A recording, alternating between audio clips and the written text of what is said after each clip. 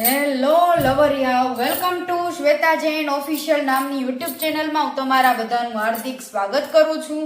ચેનલમાં નવા છો, પહેલી વાર મારા સરસ મજાના ડબલ મીનિંગ જોક સાંભળવા આપ પધારેલા છો તો ચેનલને સબસ્ક્રાઇબ કરી દો અને બેલ આઇકનનો ઘંટડો પણ દબાવી દો. આ મને બંગડી કેવી લાગે છે? મારા લવરિયા ભાવલાએ લઈ દીધી છે.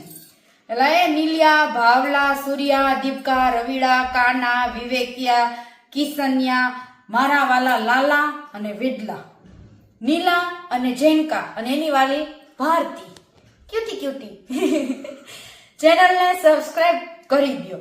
તમે લોકો ચેનલને સબસ્ક્રાઇબ કરશો ને તો આપણે એક દી આપણે જોક્સ બોલી એટલે બીજે દી આરામ જોઈને કોને? મારી જીભને. આજે આપણે સરસ મજાના ડબલ મીનિંગ જોક્સની શરૂઆત કરી. પેલા તમને ખબર છે, બહુ પેલા આપણે ગારું વાળા ધબધબાવતા તો અહીંયા બહુ જોતા. હવે ગારું નથી, બધા ફેમિલી હારે મળીને જોઈ શકે. આપણે કટિંગ કરીને ડબલ મીનિંગ બોલી તોય તમારે સપોર્ટ કરવાનું છે, કેમ કે હું ભાવલાના પ્રેમમાં છું એટલે આપણે ડબલ મીનિંગ બોલી છે. હમણાં એક ઘરવાળીએ ઘરવાળાને કીધું કે મારે છૂટાછેડા જોઈ છે. તો ઘરવાળો કે ઠંડી છે, અત્યારે તો ઠંડીમાં નહીં દો. તો ઘરવાળી કે તને કોણે કીધું મારે ઠંડીમાં જોઈશ? ઉનાળામાં છૂટાછેડા લઈ લેશું, શિયાળામાં સમાધાન. શિયાળામાં પરણેલાઓને ખુદનું હીટર હોય છે, કુંવારા બિચારા ક્યાં જાય? ખુદનું હીટર એટલે રાત્રે ઘરવાળી પલંગમાં હીટર. વાંઢાનો જીવ 3 ઋતુમાંથી એક ઋતુમાં બહુ બળે, 2 ઋતુમાં, એક શિયાળો અને ચોમાસું. ચોમાસામાં વરસાદ પડે, આમ વાતાવરણ રોમેન્ટિક થાય ને એટલે લવરી યાદ આવે કે હું કોને બચમાં ભીડું.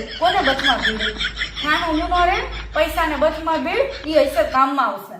અને શિયાળામાં વાંઢા બેઠા બેઠા આગ સળગાવતા હોય.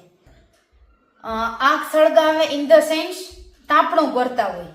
આગ તો છોકરીઓ હળગાવતી હોય કોઈ પરણેલાના જીવનમાં, બારવાળી બનીને. તો તાપણું કરતા જાય અને આજુબાજુ બધે રાતના 12 વાગે તાળી ટપાકાના અવાજ આવતા હોય, સમજી ગયા ને? એ સાંભળતા જાય અને જીવ બાળતા જાય. પરણેલા લવરિયાઓ આવે ને ઘરે એવા જમીને સીધા હુઈ જાય બાયડી બથમાં ભીડીને, કેમ કે શિયાળો છે બોસ.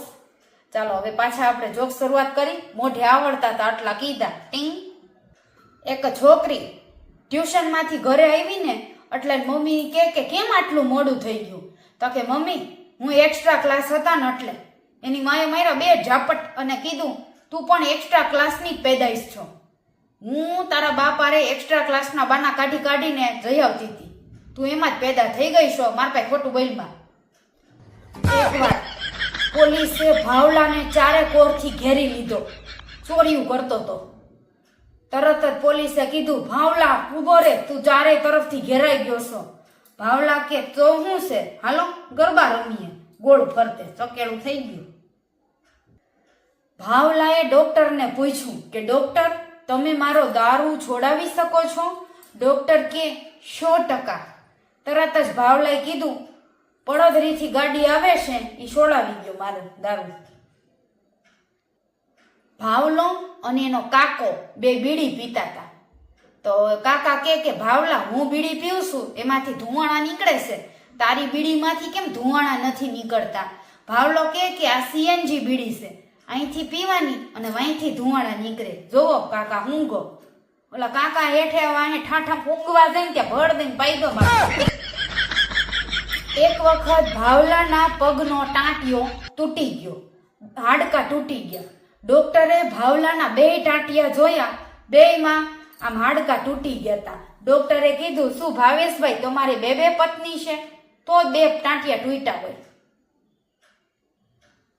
ભાવલો એકવાર નીલિયા હારે જંગલમાં ગયો અને જંગલમાં એને કૂતરા જેવો જોયો. એ કે આ તો જો આ સિંહ કેવો છે, કૂતરા જેવો. આ સિંહ હોત તો કેટલો સરસ લાગત.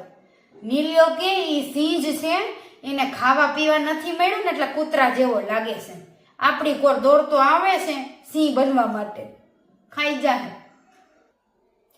એકવાર મેં ભાવલાના ખભે માથું રાખ્યું, ગાર્ડનમાં બેઠા હતા અને મેં પૂછ્યું ભાવલા ક્યાં સુધી મને તું તારા ખભા ઉપર આમ જ માથું રાખીને સુવા દઈશ?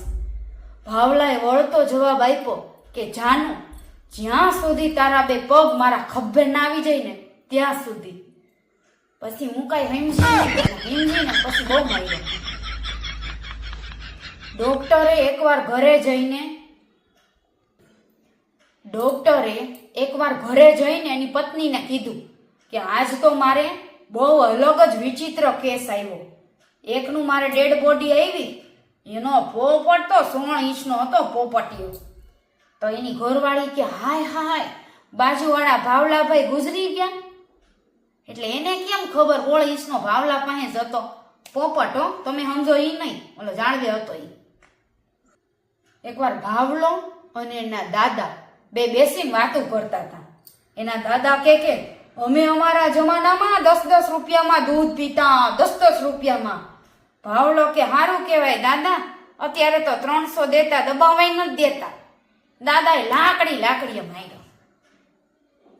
એકવાર એક ભાઈને બસમાં ચડવું હતું.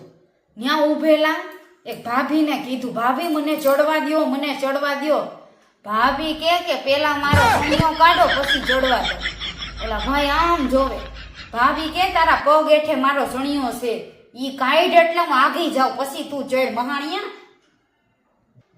ભાવલાએ એકવાર ઇન્સ્ટાગ્રામમાં રીલ પોસ્ટ કરતા કહ્યું કે છોકરીઓ, મારી રીલની કોમેન્ટમાં હા ઈ હાચા સ્પેલિંગ આરે લખજો, HA. જો તમે એચ કાઢી નાખશો તો આહ થઈ જશે અને મારી લાગણીઓ વધી જશે. સસરાએ ઘોડિયામાં જોયું અને પપ્પુ ઉઠ્યો. એટલે સસરાએ વહુને કીધું, વહુ આ ઉઠો કંઈક કરો.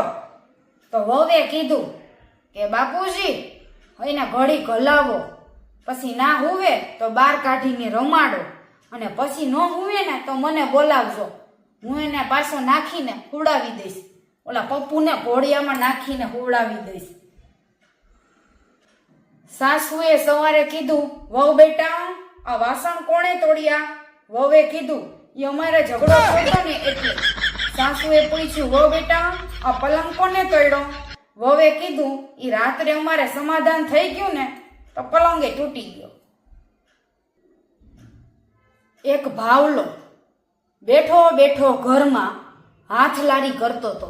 એટલી વારમાં એની ગર્લફ્રેન્ડ આવી અને ભાવલો એને જોઈને કે વાહ જાનુડી વાહ, તું હો વરની થઈશ, તને જ યાદ કરીને કરતો હતો કાર્યક્રમ. ગર્લફ્રેન્ડ કે શરમ વગરના, અહીંથી બ્રેકઅપ. હવે અત્યારે બિચારા કુંવરાઓની જિંદગી મજૂર જેવી થતી જાય છે અને લોકો એને સાહેબ કરીને શરમાવે છે. છોકરીઓ બિચારી લુખ્યું થતી જાય છે મેકઅપમાં અને બધા એને મેડમ કઈ શરમાવે છે. એકવાર ભાવલો લોટો લઈને વાડીમાં ખેતરમાં હંગવા ગયો. બેઠા એને 2 વાર ગેસ છોડ્યો. એટલી જ વારમાં ઓલું ભૂંડ હતું ને એનું બસું હતું. એને એની માને પૂછ્યું, મમ્મી બહુ ભૂખ લાગી છે. એની માએ કીધું 2 સીટી વાગી, 3જી સીટી વાગવા દે પછી આપણે ખાઈ લેશું. ભાવલો 2 વાર પાડ્યો ને 3જી વાર પાડે એટલે પછી ખાઈ લે. એકવાર પત્નીએ પતિને આંગળીના ઈશારાથી એમ બોલાવ્યો. પતિ કે હા બોલ શું છે? તો કે કાંઈ નહીં, આ તો જોતી હતી કે મારી આંગળીને, આ તો જોતી હતી કે તમે મારાથી બીવો તો છો ને. એક ભાઈ જલેબી વેચતા હતા અને જોરથી રાડો પાડીને એવું બોલતા હતા, હાલો બટાકા લઈ લ્યો. તો એક ભાઈ ત્યાંથી આવ્યા, એને કીધું આ જલેબી છે અને તું એમ શું કામ કહેશ કે બટાકા લઈ લ્યો? તો કે ચૂપ થઈ જાઉં, ધીમેકથી બોલો નહીતર માખી સાંભળી જશે ને તો હમણાં આવશે જલેબી ખાવા. એકવાર ભાવલાની છત્રીમાં કાણું હતું. એટલે ભાવલાએ એના પપ્પાને પૂછ્યું કે પપ્પા આપણી છત્રીમાં કાણું કેમ છે? એના પપ્પાએ કીધું કે વરસાદ બંધ થઈ જાય ને એ ખબર પડે ને એટલે છત્રીમાં કાણું રાખ્યું છે. એ કાણામાં જોઈ લેવાનું, વરસાદ બંધ થયો તો છત્રી હંકેલ લેવાની. એકવાર પત્નીને કોમ્પ્યુટર ચલાવતા નહોતું આવડતું એટલે એના પતિને ફોન કર્યો. એનો પતિ કે કોમ્પ્યુટર ખોલ. એને ખોલ્યું. માય કોમ્પ્યુટર પર ક્લિક કર. ઓલી કે કર્યું. હવે રાઈટ સાઈડ જો. ઓલીએ જોયું. ઈ કે હવે ઉપર જો શું છે તો ઓલી ઉપર જોઈને કે ઉપર પંખો ફરે છે. કોમ્પ્યુટરમાં ઉપર જોવાનું કીધું તું.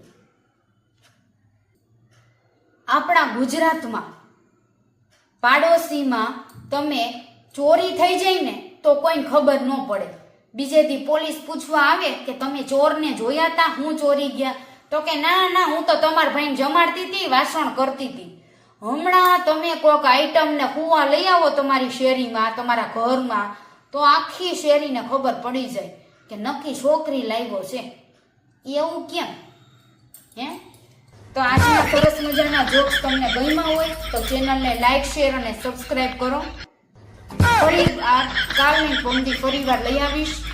ડબલ મિનિંગ કોમેડી વિડિયા કા ડબલ મિનિંગ કોમેડી જોક્સ. ચેનલને લાઈક, શેર, સબસ્ક્રાઇબ કરવાનું ભૂલતા નહીં. Tata, C you, bye bye. શિયાળો છે, ઘરવાળી યારે સમાધાનથી રહેજો.